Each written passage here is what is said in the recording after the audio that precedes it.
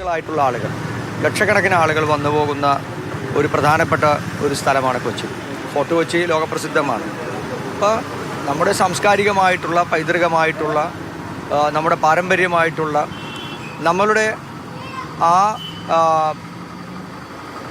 നമ്മുടെ ആ ഐശ്വര്യം അത് നിലനിർത്താൻ വേണ്ടിയിട്ടുള്ള ഉത്തരവാദിത്തം നമുക്ക് ഓരോരുത്തർക്കുമുണ്ട്. കൊച്ചിയെ സംബന്ധിച്ചിടത്തോളം ഇപ്പോൾ ഫോർട്ട് കൊച്ചി ബീച്ചിൽ പോകുന്ന ആളുകൾക്ക് നമുക്കറിയാം, ഒരു ടൂറിസ്റ്റുകൾക്ക് വന്നാൽ ഒന്ന് നടക്കാനോ ആ കടപ്പുറത്തു കൂടി ഒന്ന് നടക്കാനോ ഇരിക്കാനോ നിറച്ച് പ്ലാസ്റ്റിക് വേസ്റ്റുകൾ, മറ്റുള്ള വേസ്റ്റുകൾ അത്തരത്തിലുള്ള ഒന്നായി അതിനെ മാറ്റിയിരിക്കുന്നു. കൊച്ചിയുടെ ചീനവല ഏറ്റവും പ്രസിദ്ധമാണ്. അപ്പോൾ അതുപോലും കോടിക്കണക്കിന് രൂപ മുടക്കി വെറുതെ മരങ്ങൾ വാങ്ങിയിട്ടെന്നല്ലാതെ ഒരു തരത്തിലുള്ള പ്രവർത്തനവും നടന്നിട്ടില്ല. ഈ പ്രദേശത്ത് താമസിക്കുന്ന ഏറ്റവും കൂടുതൽ ജനസാന്ദ്രതയുള്ള ഒരു പ്രദേശം കൂടിയാണ്. 10,000-കണക്കിന് ആളുകൾ തിങ്ങി താമസിക്കുന്ന ചെറിയൊരിടമാണ്. കുടിവെള്ളത്തിന് ഇത്രയധികം ക്ഷാമമുള്ള ഒരു പ്രദേശം കൂടിയാണ്. അപ്പം നമുക്ക് മുൻഗണനാക്രമത്തിലുള്ള ജനക്ഷേമകരമായിട്ടുള്ള ജനങ്ങൾക്ക് അടിയന്തരമായി എത്തിക്കേണ്ട വികസന പദ്ധതികൾ, അത് ഹ്രസ്വകാലാടിസ്ഥാനത്തിലും ദീർഘകാലാടിസ്ഥാനത്തിലും നടപ്പിലാക്കേണ്ട നിരവധി കാര്യങ്ങളുണ്ട്. അപ്പോൾ അത് ജനങ്ങളെ പറഞ്ഞ് ബോധ്യപ്പെടുത്തുക.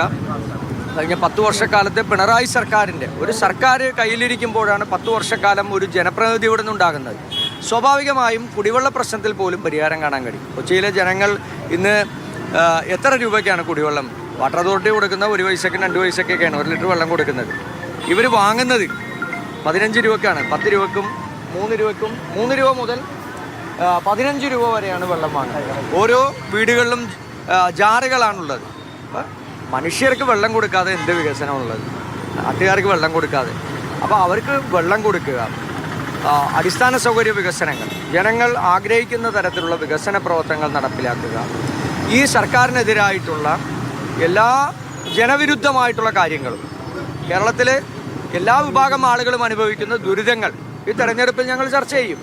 പിണറായി വിജയൻ്റെ അഴിമതി, കെടുകാര്യസ്ഥത, ഏറ്റവും അവസാനം ശബരിമല സ്വർണ്ണക്കൊള്ള ഉൾപ്പെടെയുള്ള കാര്യങ്ങൾ, കഴിഞ്ഞ തദ്ദേശ തെരഞ്ഞെടുപ്പിൽ ഉൾപ്പെടെ ചർച്ച ചെയ്ത വിഷയങ്ങൾ, അതിനേക്കാൾ ഉപരിയായി ഇപ്പോൾ ഉയർന്നു വന്നിരിക്കുന്ന ഈ അഴിമതിയും കെടുകാര്യസ്ഥതയും സർക്കാരിൻ്റെ എല്ലാ വിഭാഗം വകുപ്പുകളെയും തകർത്തുകൊണ്ട് കേരളത്തെ ഒരു ഭീകരമായിട്ടുള്ള സാമ്പത്തികമായി തകർക്കുന്ന അത്തരത്തിലുള്ള നടപടികൾ.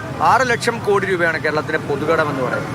കേരളത്തിൻ്റെ വികസന പ്രവർത്തനങ്ങൾക്കും സാമൂഹ്യക്ഷേമ പദ്ധതികൾക്ക് പോലും പണം കണ്ടെത്താൻ കഴിയാത്ത ഒരു സർക്കാരിന് എങ്ങനെയാണ് ഒരു വെൽഫെയർ സ്റ്റേറ്റ് രൂപീകരിക്കാൻ കഴിയുക?